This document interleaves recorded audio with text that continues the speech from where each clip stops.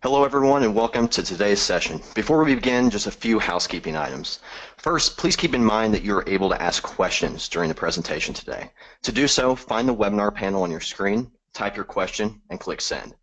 We cannot guarantee that we'll get to all of your questions today. However, if your question is not answered at the end of this presentation, you will receive a response via email. You may also see a few poll questions appear in your webinar panel as well, and we would appreciate your response to those questions. And finally, everybody who registered for today's webinar will receive a recorded version via email following the conclusion of this presentation. Now let's go ahead and get started. To begin, my name is Ben Wazlewski, and I'm a sales rep here at Guardian Tracking. And we are very excited to have two members from our strategic partner, the Virtus Group, here to discuss the power of feedback and how it is essential in helping your organization succeed. First, Roy Bethge is a veteran police leader with more than 28 years of experience. Mr. Bethge presents nationally on the topics of leadership, instructor development, and organizational change. Our second guest is Jamey Gadoury. Jamey has worked in organizational development industry for the last 8 years. His extensive experience includes project and program management, curriculum development, and executive coaching. We are truly excited to have them both with us today to discuss such a critical topic. One last thing before I turn it over to them. The Virtus Group will be hosting a WinX event in April. WinX is a fast-paced, dynamic event with presentations that are only 18 minutes, very similar to TED Talks. The topics, all of which relate to law enforcement profession, will challenge you, engage you, and inspire you to action. To learn more, please visit experiencewinx.com. Now, I'd like to turn over to Roy, who's going to get us started. Enjoy. Thanks, Ben. Appreciate the introduction. Happy to be here with everyone who's logged on, really from all over the country. Appreciate the shout out to WinX and the fact that Guardian Tracking has come on board as our title sponsor for this year. It's going to be a great event. We'll talk a little bit more about that as we go. So before we really get started, let me flip it over to Jamey. Jamey, any opening thoughts or words? Only just that I'm excited to be here. Looking forward to the conversation. I think it's going to be a great hour spent. Appreciate it. Thanks, Jamey. So let's go ahead and get started. So Jamey, one of the things that certainly has become apparent to me throughout the course of my career, moving around different places in an organization, is the power of feedback. When you're trying to institute a high-functioning organizational culture or trying to change organizational culture, I've found that feedback is really critical to that process. So help us understand what exactly feedback is and what is it that we're talking about. Yeah, absolutely. I think the most important thing to say right at the beginning about feedback is that it's for the benefit of the person on the receiving end, because a lot of times feedback can get messy. We can get into the constructive criticism. It can be difficult. We'll talk about some of all that later. And when that gets difficult, sometimes we could just turn it into criticism, right? Like, I'm going to come and point out your faults. And feedback is not just criticizing someone. It's intentional for the benefit of the person that you're giving it to, and thus it should be productive in nature. In terms of what it is, it's really a check, right? It's just like feedback in any other type of system. If something's going wrong with your car, you get a light that comes up on the screen, or excuse me, on your dash, that tells you that you should check something out, perhaps a check engine light, change the oil, etc. Feedback, we're doing the same thing, in a sense, almost looking at ourselves for a minute like machines that need to receive feedback on performance. And so feedback is something that you give to me with the intention that I get better, that I improve, that I grow in some way. And it can be both positive and what we might say critical or negative. You might be giving me encouragement on something, saying, hey, Jamey, great job on that. That's actually going to impact my performance, just like when you tell me something that I'm doing that's not up to the standard or not up to par. When we think about giving critical feedback, it can be difficult to do. Some of us are hesitant to do it. Some of us are too eager to do it. I think most of us fall towards one end or the other of the spectrum, and what we're looking for is a very balanced way of providing it to where we kind of get past either our over-eagerness for it or our discomfort with it. Yeah, and Jamey, let me throw this in there. I want to go back to something that you said pretty early on in that identification of what feedback is that we're really making a separation between criticism and feedback, right? Certainly, as I've moved up in my organization currently as a deputy chief, it's evident that the higher you move on the flagpole, to paraphrase a quote from General John Wicklund, the higher you move on the flagpole, the more your butt's exposed, right? We tend to be very critical, especially for those who are on the law enforcement side of this conversation. I realize we have some fire and some city management folks as well. But, you know, law enforcement, we spend our days walking around looking for people doing things wrong, violating traffic laws or whatever that might be.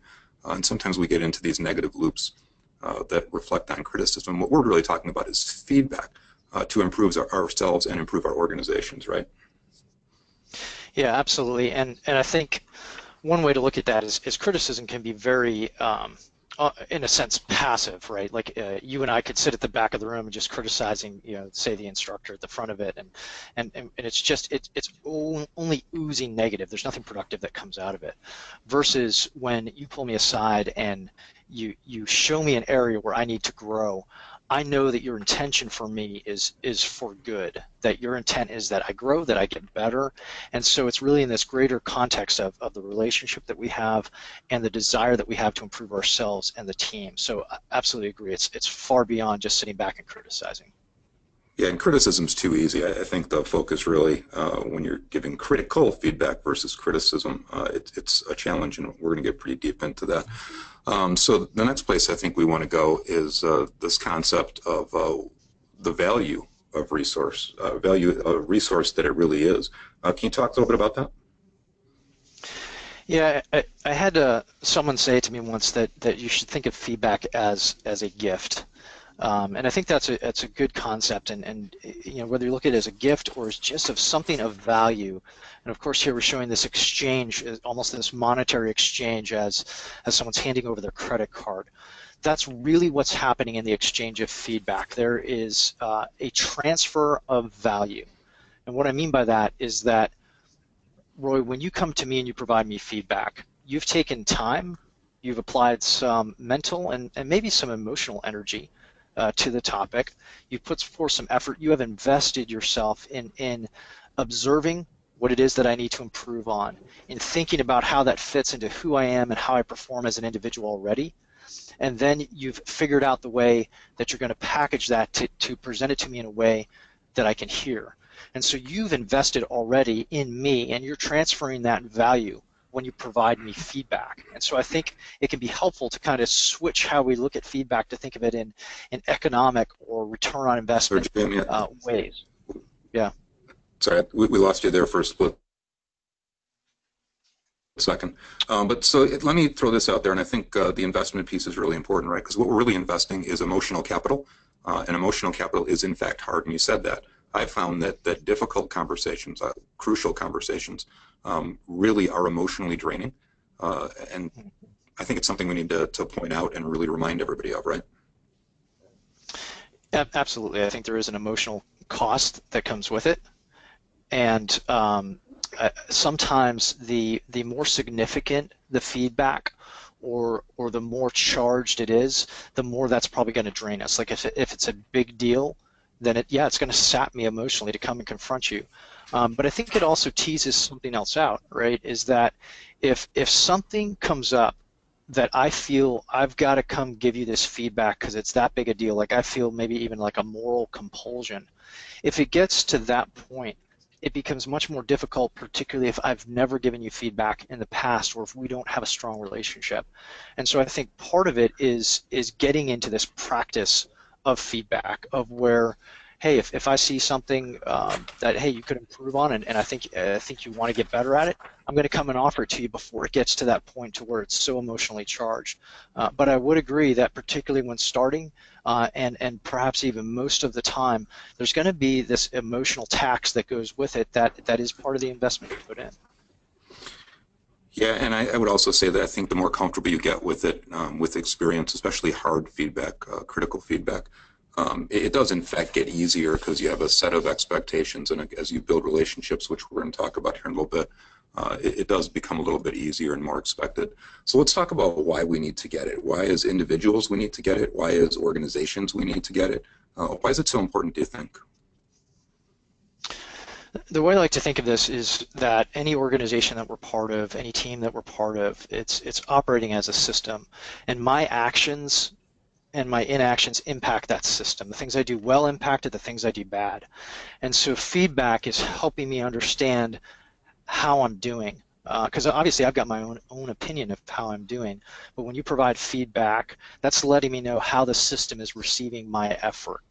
I also think of it as part of the glue and the grease that helps the team function. And what I mean by that is, a glue of keeping the team together, and then a grease of it operating well. When we've got good feedback going back and forth, we just operate better as a team. When I know that I can come to you with something, you can come to me with something, that's a healthy team when that can be done in a way that doesn't get overly charged, or doesn't, we don't walk out hating each other. Maybe in the moment we're charged because we're passionate about what we're doing, but we walk out as colleagues and teammates and continue our respect. I think another reason is just the issue of blind spots, right? Is that we all have, at some point and in some areas, things that we just aren't aware of. They're outside of our awareness, and we need those identified, particularly if we can work on them. And blind spots can be a huge issue when left unaddressed. In terms of the why, I also think about just how good it is to know when we're doing well. And I think that's part of feedback that we also have to emphasize, is that positive aspect. How often are we telling people that they're doing well? And how often are we telling them when they're doing poorly? When we're not having that clear communication, then frankly, I'm kind of left to guess, right? I'm guessing whether or not I'm doing well inside the organization, and then I'm going off of assumptions, and I've heard those are bad. Ultimately, feedback helps us become a better member of our team. Yeah, and I love the word blind spots. I'd actually not used it in this context, or never heard it in this context until you and I connected in 2014. And I remember thinking to myself, when you first used that word, when I look in the mirror, what reflection do I see? I see exactly what I want to see, what I believe, for all the different reasons. But it really takes someone to speak truth into me, professionally and personally, certainly, to identify those blind spots, because those are things that I need to be aware of. Because certainly they impact not only me, but they impact the people around me, right? Yeah, absolutely. And I think that's the key, is that they're impacting people around me and I don't even realize it. And so we want to bring that into awareness, and then we can do something with it. Yeah, absolutely. So talk to me about why we need to give it. Why is it so important that we give feedback? I think if we go back to of why receiving it is necessary, and that's to improve ourselves, help our team. I think ultimately the reason that we need to give it is because it helps our team. Our team needs our perspective, needs our feedback. You could almost take some of the reasons we talked about earlier in reverse, but one way to think of it is that the individual receives feedback, and it's helping the team to give feedback. So it's kind of team improvement versus individual improvement. And I don't know that we can say that emphatically enough, that our team is better with our input. And I think everyone just needs to realize that they're, again, going back to that value, that your team will be better in the long run, and often in the very, very short run as well, with your input. They need to hear from you. And I think we've really got to make that part of how we shape our cultures and organizations, is to realize that everybody's input, everybody's feedback is absolutely essential to make sure the team is running at if you will, optimal performance. One way to think about that is that I, as an individual member of the team, something may occur and I might be the only person that sees that particular blind spot in the other individual or in the team as a whole. And I don't know how many folks tend to be like me, but there's often times that I've thought, oh, well, if I see it, then clearly everybody else sees it. That's not always the case. Sometimes you may be the only person that's seeing that fault, or perhaps seeing it in a way that's helpful and constructive. And so the team's going to be better off when you go ahead, grab that hold of that courage, which I know we're going to talk some later, step forward into that space and provide that feedback. One caveat, I think, is that which we also need to emphasize, is that this is not licensed to be Mr. or Miss Critical. Kind of going back to what you were talking about earlier in terms of criticism. we don't want to be the criticism police, pardon the reference, of just going around and just always criticizing. This idea, like Jamey and Roy said, hey, we should, people need my feedback, so I'm going to give more. No, it's more nuanced than that, because there's a relationship, and while we do want to be proactive about giving critique and giving feedback, we don't want that to be our only speed and our only color that we offer others. And one other aspect, I think, is that giving feedback builds courage, and I think we're all agreed that courage is an admirable, it's a high virtue, it's something that we strive afterwards. And the practice of giving feedback actually starts to build that habit of courage. It actually forces us to be more courageous than we otherwise would. Yeah, and something to think about, for public sector in particular compared to the private sector is, our bottom line isn't necessarily money, it's about keeping communities, in most cases, safe.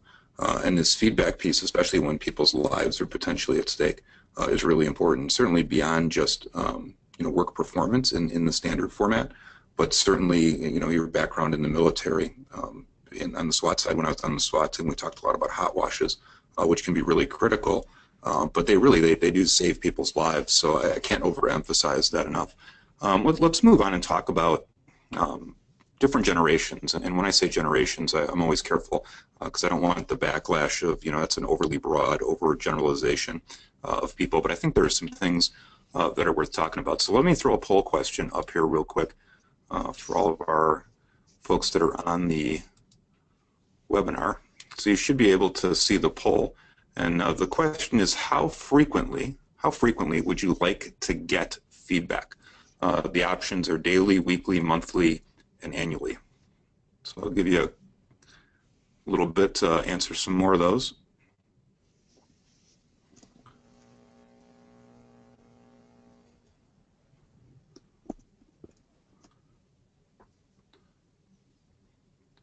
So interesting. So the majority of people would like to see it weekly. We've got about 70% of those that are online, 76% of those that are online that have responded at this point, and we're at about 50% now weekly. Then there's a monthly, about 19% daily, and interestingly enough, Jamey, 4% would like to get it annually.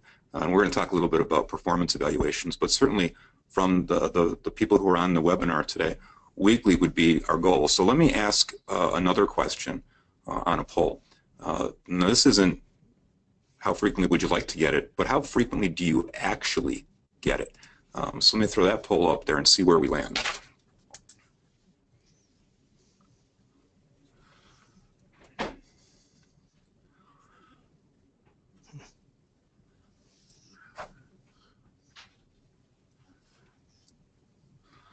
So we're about 80% have voted, and interestingly enough, 65% of the respondents say they only get feedback on an annual basis. A lot of reasons that's concerning to me. I think it is, in fact, consistent as I've traveled the country and spoken about this particular topic. But one of the things for us to think about when we think about generations, and sometimes I think we're overly critical of younger generations, millennials in particular, but it's important to understand how feedback, even in the education system, has changed, right? Is that, for the baby boomers, the older crowd, I'll call it, I'm pretty close, just so nobody gets angry. Ultimately, we were taking fill-in-the-blank tests or true-false on a written format, and we were giving them to the teacher, and we were lucky if we got them back in a week. My generation, Generation X, technically, Scantron got invented somewhere in there, and we had, number 2 pencil. Heaven forbid, don't forget your number 2 pencil. Fill it in, and you can probably get the grade the next day. Anybody who's taken a class recently, and certainly in the public sector, when we talk about things like NIMS, Incident Command Training, the feedback when you take quizzes and tests is instantaneous. So for the younger generation, certainly, the very moment that you do something, whether it's take a test or a behavior, you're getting instantaneous feedback on whether or not you were successful. What are your thoughts about that, Jamey? Yeah, absolutely. I think at first it's interesting, and I think you used the word either troubling or concerning, of the gap that's there for both our participants today, but in general. And that's, I think that generally speaking, people are not getting as much or as frequent feedback as they want. And when you talk about kind of the generations coming up, millennials, kind of the older half of millennials, the younger half, Generation Z that's starting to emerge here in the workforce, I think this is actually a very healthy thing that there's this desire, this trend towards wanting more frequent feedback, because frankly, the more frequently we get it, the more quickly we can respond, the more quickly we can adapt. And so I think in terms of generational isms and characteristics of the different generations, I'm glad that the millennial generation is pushing more towards this higher frequency of feedback. And interestingly enough, so much so that annual feedback is becoming something kind of a relic of the past. Yeah, it's certainly, and the public sector being slightly behind the private sector in this conversation, and I agree with you, there's plenty of research out there that says many private sector organizations have gotten rid of annual evaluations and moved toward performance management, which we're going to dig into in just a minute. So let me jump into this, because you've used the word courage a number of different times.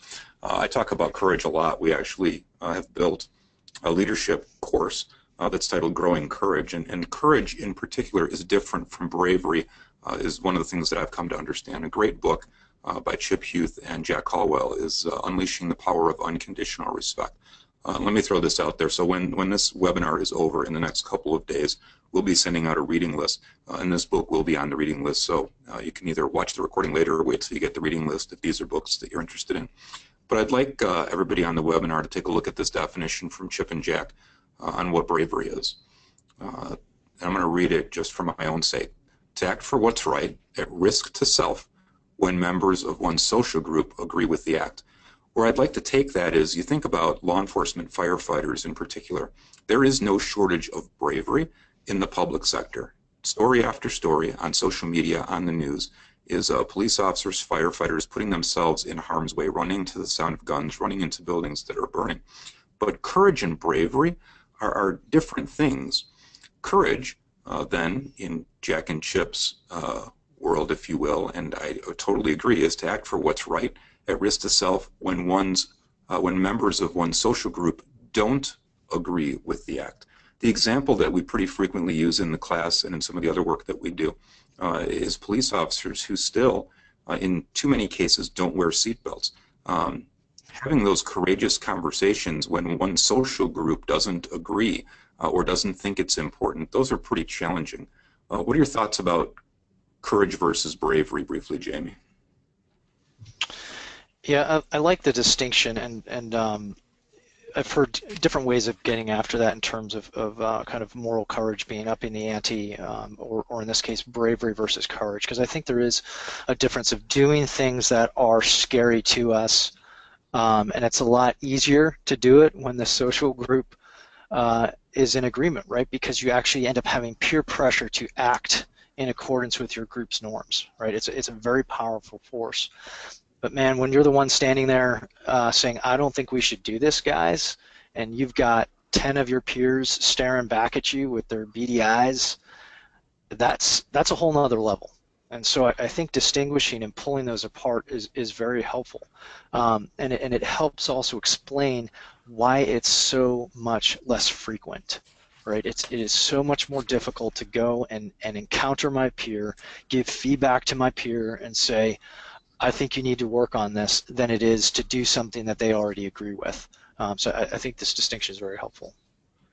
Yeah, and I totally agree with you. So Ben had mentioned WinX, the conference, and the reason this picture's up is that's Chip Huth, who we had just talked about, one of the two authors of Unleashing the Power of Unconditional Respect. And I just want to point out to those on the webinar today that you can check out that website, experiencewinx.com. Chip was one of our speakers at the inaugural event in 2015. His talk is about respect and courage and his experience as a captain on a SWAT team leader in Kansas City, Missouri. It's 18 minutes long. It's a great talk, and it's free. So I would encourage those on the webinar to check it out. And let's talk about what makes a courageous leader different from a regular leader, I guess, Jamey. Yeah, and it's kind of a great position, great segue from Chip, because someone that's had an influence on yourself, of course, me, and Chip as well, has been an author named Gus Lee. And Gus Lee is just a really amazing individual in his own right, has written some works of fiction that are out there. But he's an ethicist. He's got a law background, was a lawyer in a district attorney's office for some time, and has just been in this realm of ethics and leadership and courage, and is really in so many ways an authority on this subject. He's written a book called Courage, the Backbone of Leadership, and in it he's really pulling apart what it means to be a person of courage. And very briefly, he talks about the high virtues, the high values, which are courage, integrity, and character, and talks about all of the other things like honesty and doing good things and your duty and all that. It's kind of the more mid-level, and going back to bravery, it's kind of what everybody agrees with, but the harder ones to do, the ones we truly aspire towards, are courage, integrity, and over time the building of our character. So in this book, Gus gives his definition of leadership, and he says it's ethically inspiring others to be their best selves and to courageously act for what is right. And then he goes on to define what does that look like. And the first is treat others with respect. And I love where Gus takes this in terms of unconditional respect. And I think he even calls it unconditional positive respect. It's this idea that no matter who that other person is, standing, sitting across from me, whatever it may be, in disagreement with me, even my enemy, or even somebody that I've got to go ahead and book for those in law enforcement, it's I'm still viewing them as having intrinsic value as a human being, and I'm going to give them respect when I talk to them. I'm giving them my attention. I'm giving them my emotional investment in those moments that we're together. I'm maintaining eye contact. I'm speaking respectfully. I always maintain respect, and he distinguishes that, or differentiates that, I should say, from trusting someone, because sometimes I think we merge the two concepts. We think that trusting and respecting someone, well, you got to earn trust. Well, yeah, okay, agree. Respect, though, is given without regard for being earned. It's given to everybody. So first is treat others with respect, and then it's to encourage all persons. And so Gus is encouraging there an attitude that says, I'm going to find ways to build others up. And really, if you break down what encourage means, of putting courage into others, of finding ways to inspire them towards, like in his definition of leadership, towards kind of being their best selves, towards these highest ethical acts. And I see myself as an agent able to do that, and particularly as a leader, right? That's my responsibility, is to encourage not just my subordinates, but your subordinates, my peers, those above me. That's just part of leadership, is taking that initiative. And then the third, this is in some ways where the rubber meets the road, and that's in challenging wrongs, right? That's where it gets really hard, is when, Roy, you're not wearing your seatbelt, and I know that you think it's stupid, and I'm still going to go ahead and confront you on it, because I care about you. I care about our profession. I care about everyone around me. So I'm going to go ahead and challenge wrongs when I see them, and I'm also going to take care of wrongs in myself, right? I'm not that person going around criticizing everyone else, and then meanwhile I'm not responding and working on my own things. So it's kind of that double-edged side of challenging wrongs.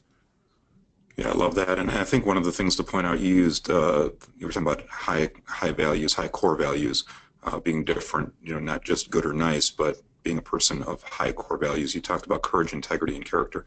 And I'm always intrigued by the word integrity, because sometimes when we're doing background investigations or interviews with potential hire candidates, integrity seems like a word that they're teaching at a lot of colleges. Like, make sure you use the word integrity during your interview.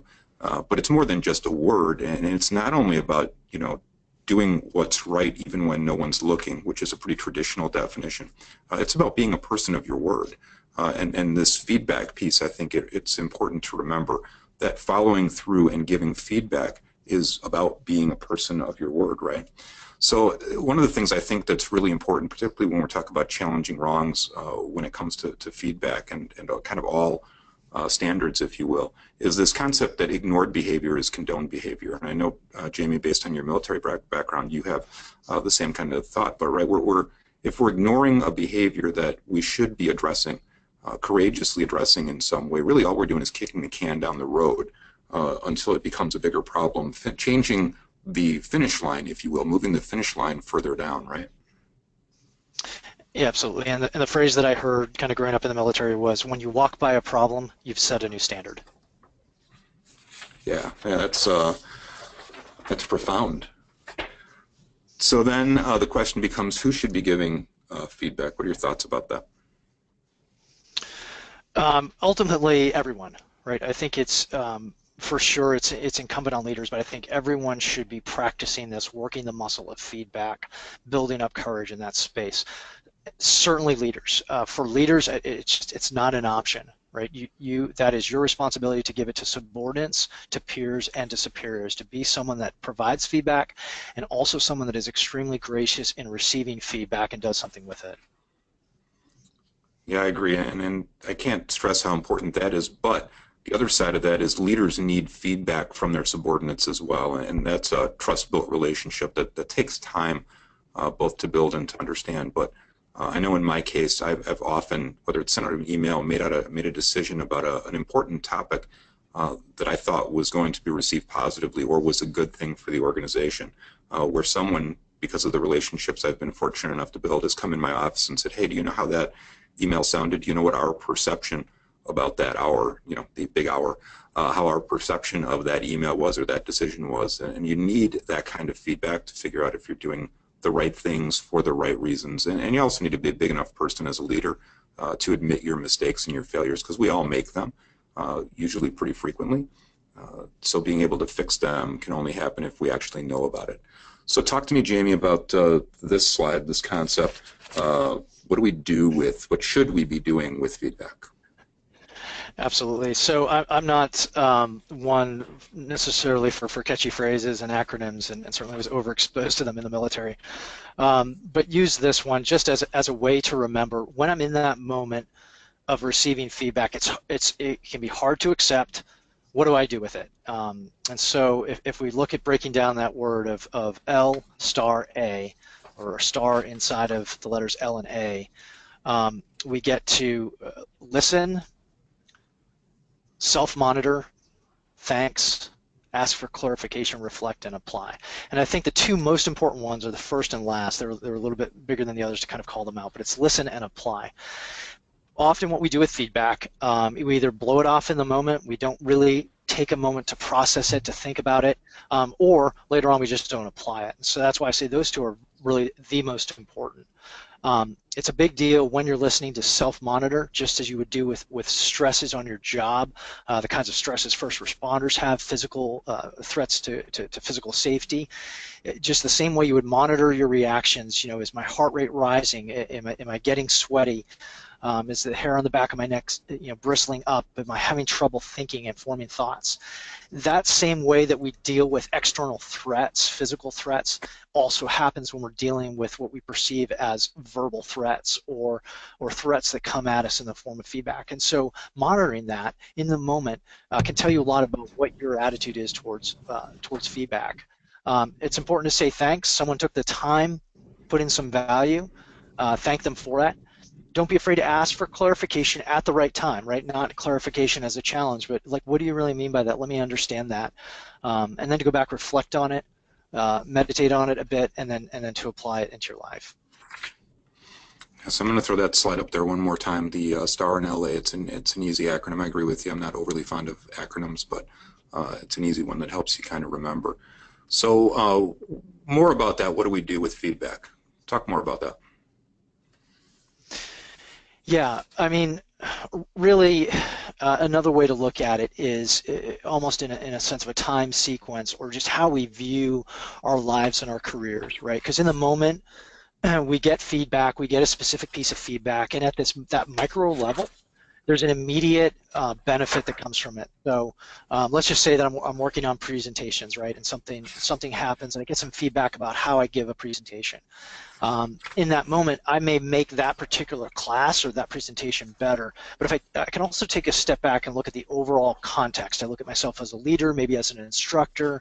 How does that feedback fit into my overall current situation that I'm in? What are the other areas of my life that I can apply it? Or maybe what are other ways that I've gotten some of that feedback?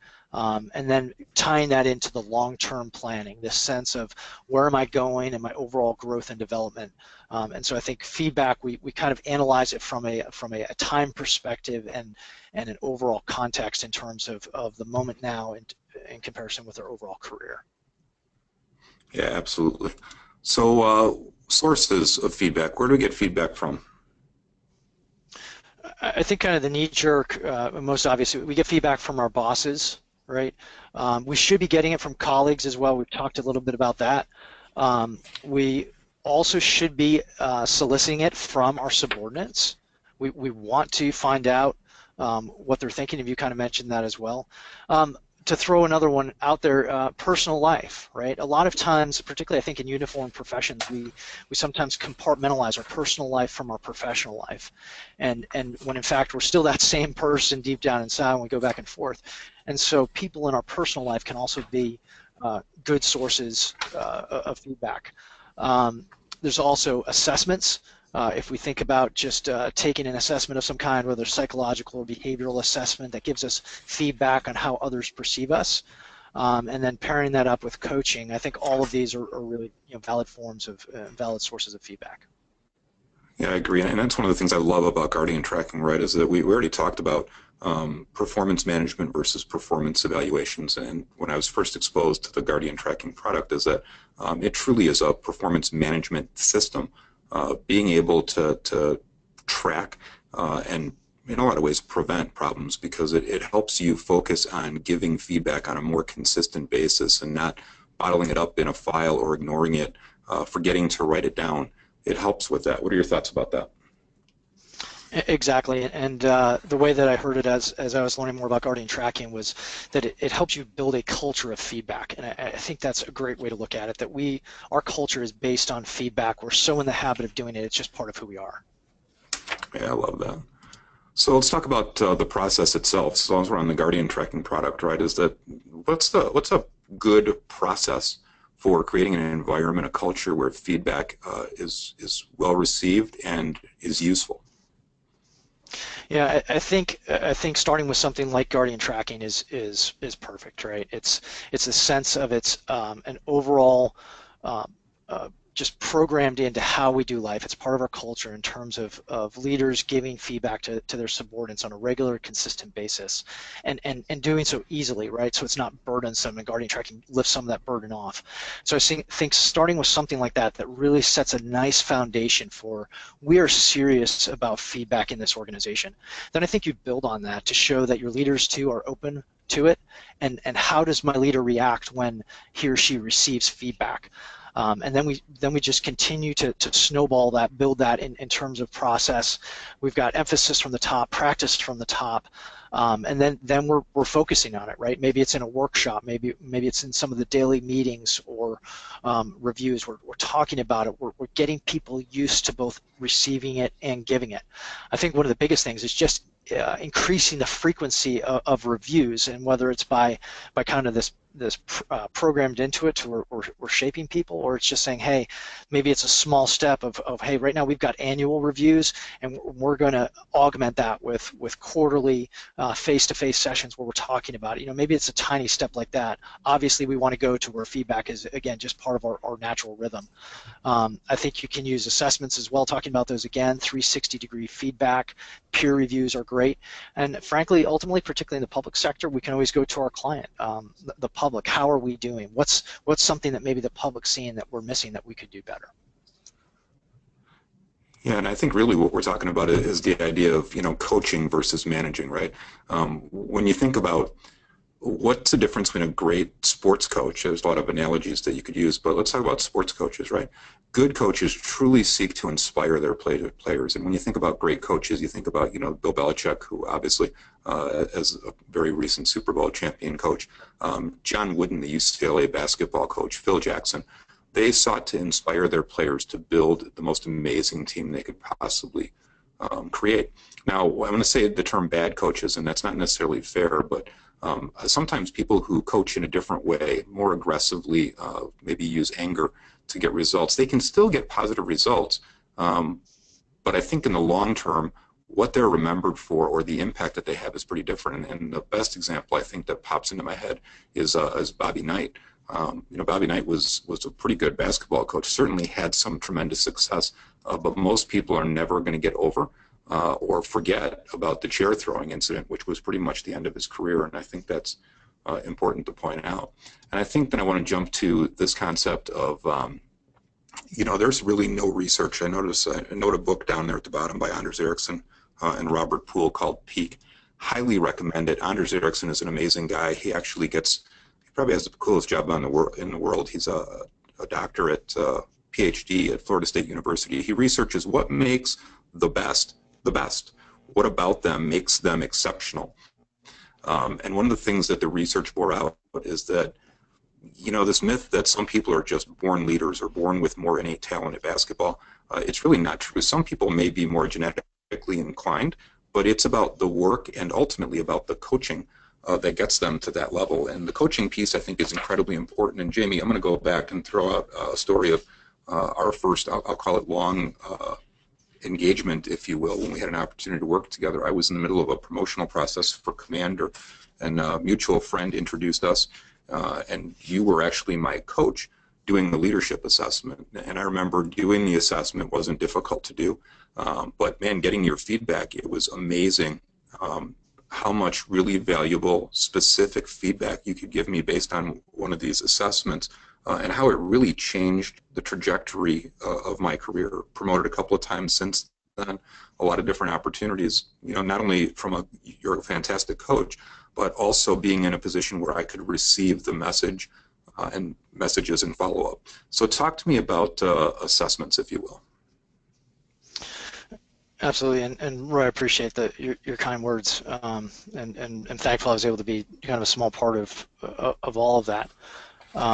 I really think that assessments, they do so much for us, right? Because one of the difficulties in receiving constructive feedback or critical feedback, it can be that it isolates you, right? But when I'm receiving an assessment right from the start, I'm starting to see that I'm not the only one, right? Because assessments are built off of all of this data from whether it's hundreds or thousands or tens of thousands of people. It's all of this data about how humans tend to interact. And so even though each of us is absolutely unique, I do believe that, and I believe that some of the research that's kind of emerging shows that even though we're unique, there are certain categories that we can all kind of measure ourselves within that are pretty much common to humans, both in our culture and really worldwide, and that's the direction that the research is going.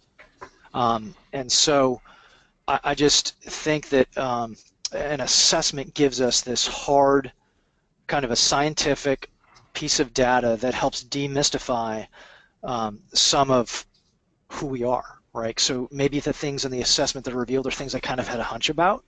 Maybe they're things I knew about, but now I've actually got a language to talk about them. And so as I walk through that with a coach, I'm able to see myself differently. I'm able to see how I kind of compare and contrast with others. I know that I'm not the only one in the boat, and it really gives a powerful tool moving forward. Yeah, and the assessment concept, right, it's very common for the private sector to use assessments and leadership coaches. It's just not something that we've seen really take hold in the public sector. I think you're beginning to see a change in that because we understand that development and leadership, there's a lot of opportunities there, and those assessments, again, I agree with you. I think they create a great baseline for conversation. How do you compare to others, and what are the things that you need to work on? And it's a great way to do that. So the image that we have up on the screen now for you is kind of the concept of the different things in your toolbox to get feedback, and certainly there are a lot of options. Techniques, the Guardian tracking tool certainly, but assessments are something that you should definitely consider. Talk to me about this thought that you had, Jamey. Yeah, absolutely. I had an emerging leader who I was working with a number of years ago tell me this, and the context was we were doing assessments for this whole group of extremely talented folks in the government sector inside a science lab. And after I'd given him some very pointed feedback, utilizing the power of the tool of an assessment, this is what he said to me: I can handle you as a coach telling me about my flaws, but I would never have accepted this feedback from my boss. And I think that is one of the other extreme benefits of an assessment, is that you're able to kind of take the feedback outside of the typical day-to-day, because frankly there's some things that we might not take from either a particular boss or a particular peer, but when we see it from someone that's outside our organization, maybe we trust it more because it's not necessarily biased, or because it's just a different face telling me something objective, and really we know that that coach is providing it, again, with my best interest at heart. And so it really struck me when he said that I can handle you telling me my flaws, but I would never accept it from my boss. And I think that's a huge benefit of assessments and coaching. Yeah, and I love that. And when I first got promoted deputy chief a couple of years ago, one of the things that we did here is that we put all those in leadership position, my immediate subordinates, if you will, direct reports, through an assessment that was never shared with anyone else in the agency, including with me. So I think making that understanding that it's separate from an evaluation or a performance management tool and truly is about self-development is really important. So in a second, I'm going to turn it back over to Ben and let everybody ask some questions if you have some questions. One of the things that usually comes up in a webinar or in a class is, do you have any recommended books? We've already shared a couple with you. Our intention is either tomorrow or the following day to send out a recommended reading list. For those that are interested in getting some more information. Certainly we've talked about WinX a couple of times. Our contact information is up on the screen. So if you're watching this later, a recording of this, and you're looking for that book list and you didn't get it, you can certainly email one of us. But it's been awesome, and I'm going to turn it back over to Ben and let the audience ask some questions. Thanks, Roy. Yeah. So the first one came when you guys were talking about feedback and millennials.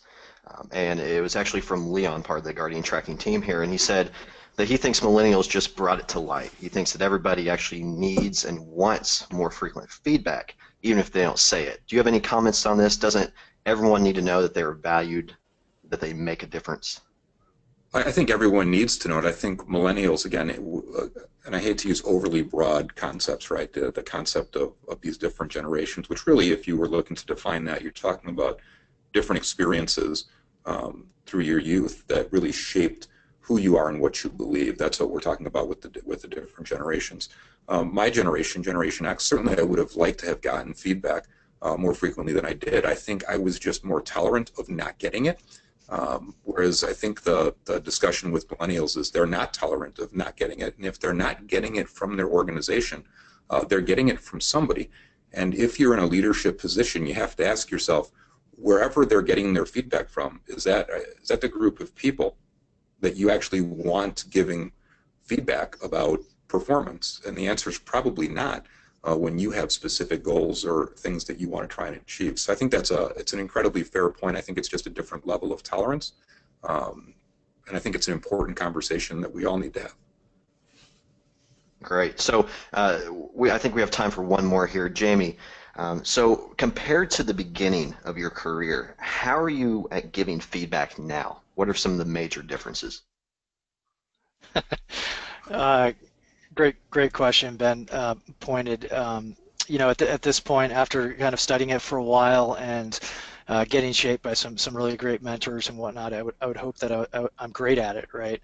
But no, I still need to work at it. I'll be honest, there's times that when I need to have maybe a confrontation, going back to some of the things Roy talked about earlier, of when it's you're just feeling that emotional weight of giving the feedback. I still experience that. I get the sweaty palms. I get the little bit of the throat constricting to say, how is this gonna go, right? Because that's part of it, right? It's the unknown. It's that this could go ugly, this could go great, I don't know. So I still struggle with feedback.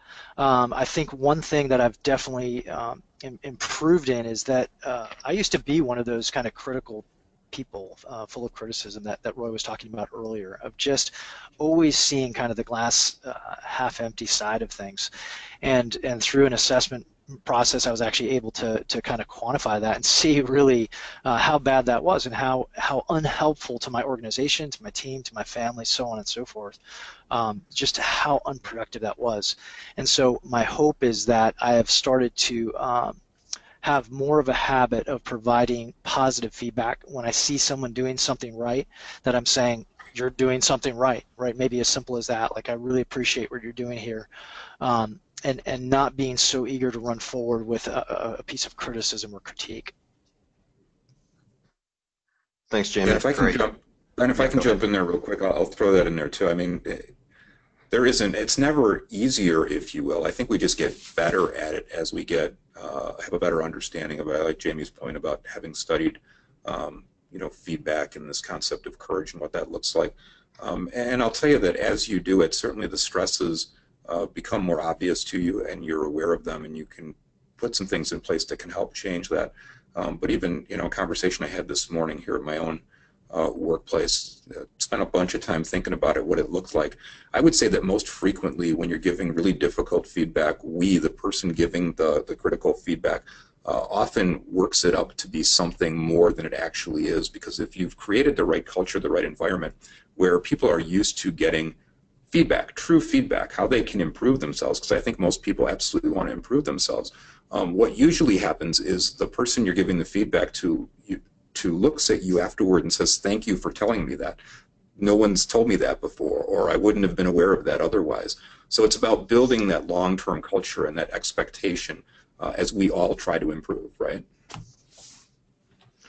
Yeah, and just one more thing on that, just in kind of thinking about that moment of giving feedback. I agree, Roy, like you're saying, of just that culture, and realizing, again, how important it is that get past that fear, right?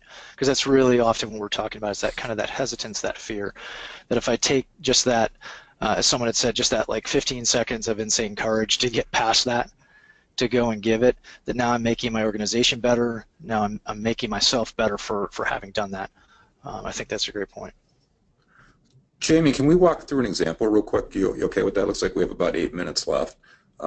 Let's say that you and I were doing an in-person class together, and I wanted to give you some feedback about something that happened. You okay with us stepping through that? Yeah, absolutely. So imagine, for the people on the webinar, imagine we're doing an in-person class and some kind of disagreement happened between the instructor and one of the students. So I'm going to pull Jamie aside and say, hey, Jamie, great presentation. Do you mind if I give you some quick feedback? Yeah, sure thing, Roy. What's up? So Jamie, not sure if you remember, but about halfway through, one of the participants disagreed with something you said, and you really came down hard on him. I don't think that's consistent with the type of presenter you're trying to be. Yeah, yeah, no, Roy, I do remember. Yep, yeah, I got a little bit heated, and I probably stepped a little bit outside the line, went a little bit overboard. I'm gonna have to kind of think on this process a little. Can we talk it more at lunch so I really understand what went wrong there? Yeah, absolutely. We can follow up on that. We'll end the example there, but I think one of the things, right, so Jamie and I obviously already have a trust-built relationship, so if nothing else, there's an expectation that he's going to get feedback, no different than if the roles were reversed. And there was something about my presentation, whether it's the format of the slides, something that I said that he disagreed with, we're creating an expectation that there's going to be feedback, and while some of the feedback, it's easy to say, hey, great job, and move on, but we're all trying to improve, right? And that's the goal of conversations like this, right, Jamie? Absolutely, and I think, like you said, building that expectation is a huge part of it, that there will be feedback.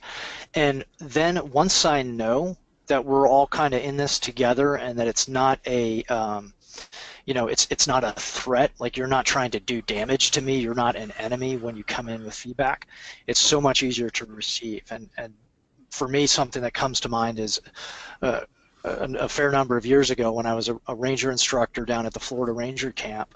I was in this mode of just being, frankly, a real jerk in how I gave feedback to my students.